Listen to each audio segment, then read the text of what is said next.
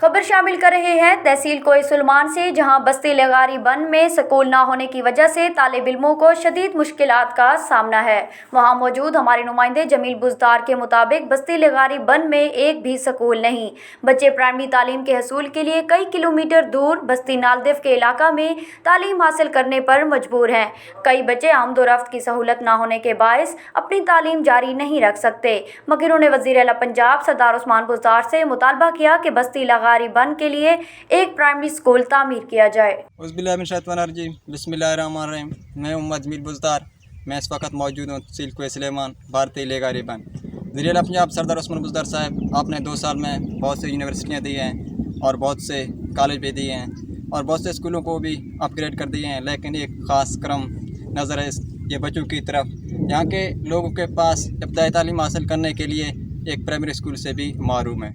School ना होने की वजह से बहुत से बच्चे भेड़ बकरियां चरा रहे हैं और बहुत से बच्चे 4 या 5 किलोमीटर का फासला तय कर पैदल में जाते हैं।